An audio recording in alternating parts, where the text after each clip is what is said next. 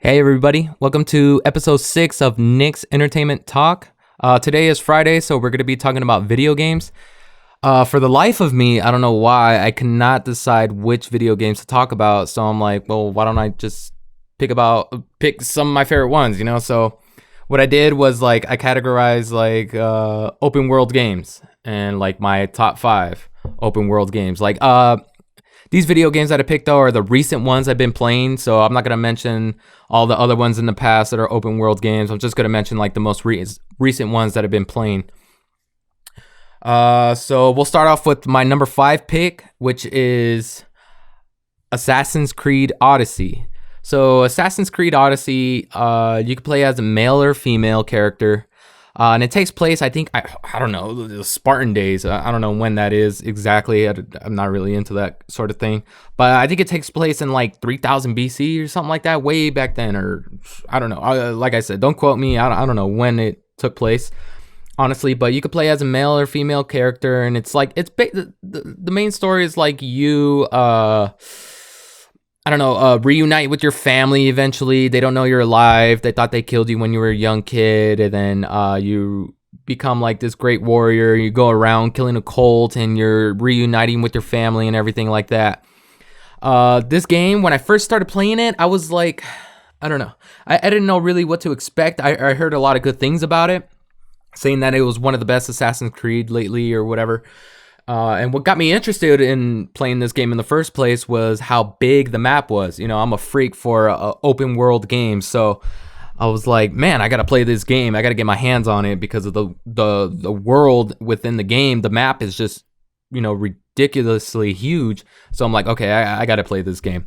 And when I started playing it, I don't think I never got around to playing Assassin's Creed Black Flag, but I have played the older Assassin's Creed. I played Assassin's Creed, the first one that came out on 360, and then I played Assassin's Creed 3, and then other ones. They made a bunch of them, but this one, when I started playing it, the voice acting was kind of off for me. I was like, what's going on? And then I kind of got used to it, the whole rhythm and everything, what they were trying to do, and basically their whole mission, I think, with this game was just try to keep it fun. It was just trying to keep it fun. The story is actually really good. I was very surprised. There's a lot of twists and turns in that movie, or in the game. Yeah, me obsessed with movies. But there was a lot of twists and turns in the game, and I didn't really take it serious because of the voice acting. It was kind of off for me.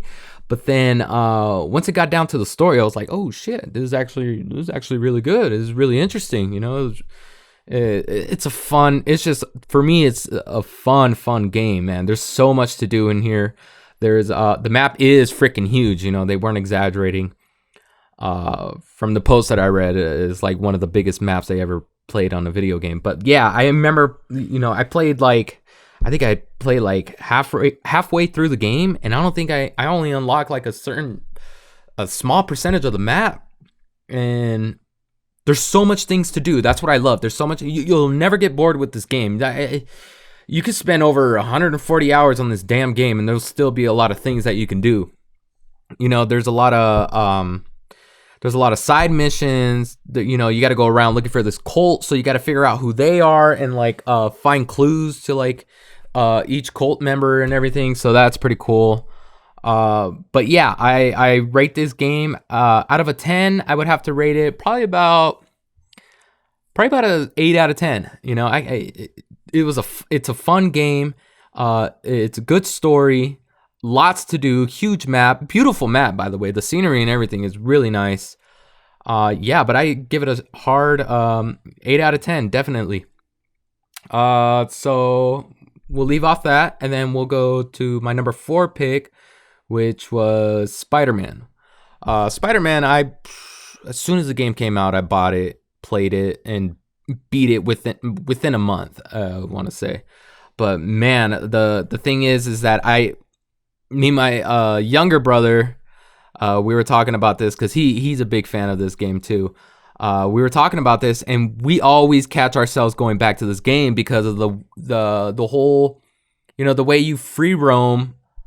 Of course you're Spider-Man, so you're web slinging, and the mechanics and everything about the the web slinging is amazing and it's so fun. And I don't know, the Amazing Spider-Man 2, that game, the swinging mechanics on there were really good. The really smooth, the flow and everything of it was like really nice. And this one got it down. You know, I don't want to say it's better, but it is really good. The map is huge. The main story is amazing, heartbreaking, funny.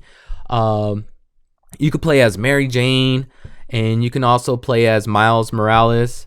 So it's pretty cool. And then you kind of switch over, you know, from being Spider-Man onto them, and you see like a little bit of their point of view from the game and a little bit of their story. So it's cool, and I'm really excited that they're making a Miles Morales game. That's going to be fun. I know that's going to be out for the PS5, so I'll be playing on there for sure. Yeah, but I loved everything about this game. It was amazing.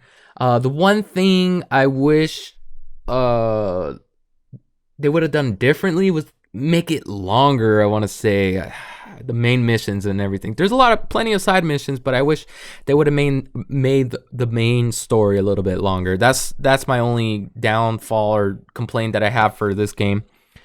But yeah, other than that, it's a really fun game. It's amazing. I love how many suits you can unlock in the game. It's freaking awesome.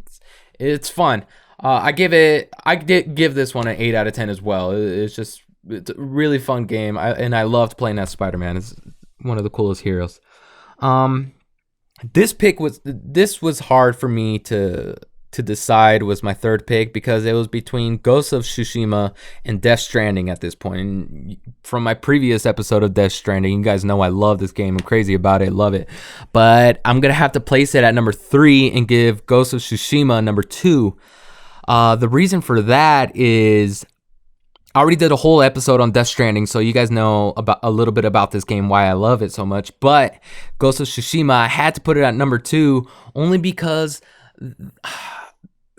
the scenery, the flow, it was the scenery, like the trees and everything they put in there, the plants and everything, how it would move with the wind and everything. I love that. I love the scenery. It was a beautiful game to look at.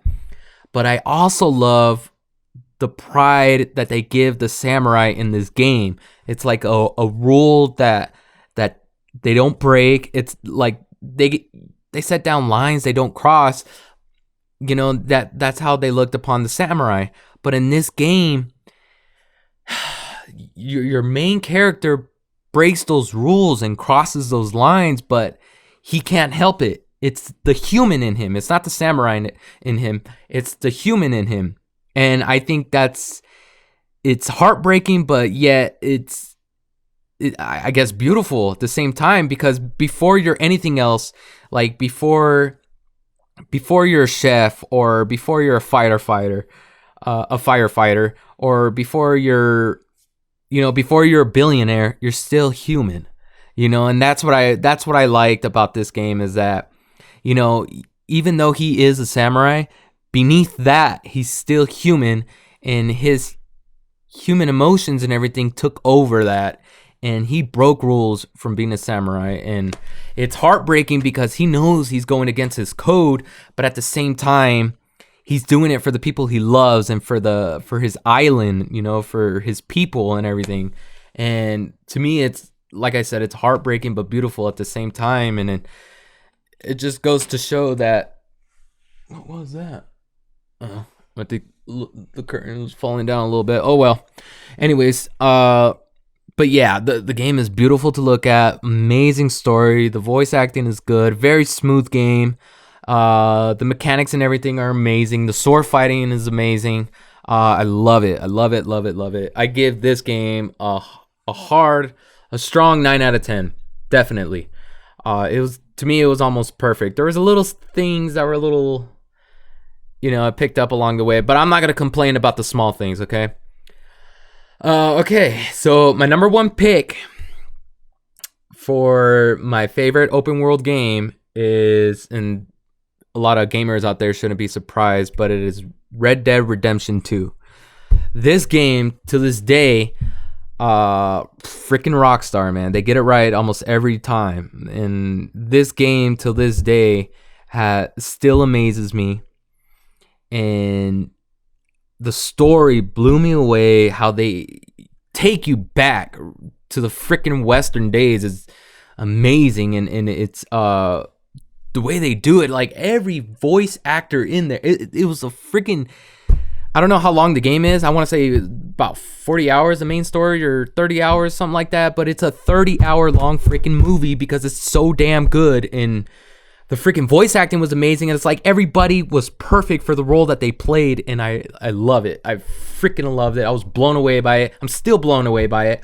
We're playing it upstairs right now a couple of hours ago, and I look at the graphics and everything, and I'm like, holy shit, this game still holds up, and it looks better than a lot of other games that are barely coming out right now. And the reason I love this game so much, though, because of the realism, I want to say, all the things that are like real, about how things were back then, I want to say. And I just love the West. I love the old West. I love it. I love Western movies. I'm crazy about them. I'm probably going to do that on Monday about my whole favorite Western movies. But yeah, Red Dead Redemption 2 was amazing. Rockstar, oh my God. Like, everybody's still playing freaking Grand Theft Auto 5, you know what I mean? But Rockstar did an amazing job with Red Dead Redemption 2. And I don't know if it did win Game of the Year. I want to say God of War did, or God of War lost to Red Dead Redemption 2. I have to look that up. But yeah, Red Dead Redemption 2 is a perfect game to me. I give it a 10 out of 10. I love it. I love everything that you can do in there. I love the fact that you can go hunting, you can go fishing. I love all that. I love all the extra stuff you can do. To me, it reminded me a lot of Assassin's Creed because there's so much things that you can do in there. But this game, it takes itself serious as it should, because it's a great game, serious game. And fucking story, man, was just amazing. I love it. But yeah, I remember playing the game and freaking just blown away by it. It was crazy, and I'm still blown away by this game. That's why I give it a 10 out of 10, and it's my number one choice, because I have yet to play another game that has amazed me as much as this one did. But yeah, so I think I'm gonna wrap it up. I've been talking your ear off for a little bit about video games or whatever. But Monday I'll probably talk about my favorite Western movies, go over them. Probably a lot of Clint Eastwood, a lot of John Wayne, whatever. But 310 of Yuma, But anyways, I'll wrap it up for you guys right there. And Wednesday of next week, I don't know what show I want. I think I want to talk about Mr. Robot. We'll see. My top favorite shows of 2019 I'll probably do. But yeah, we'll wrap it up right there. You guys have a good weekend. Everybody stay safe. All right, we'll see you next week.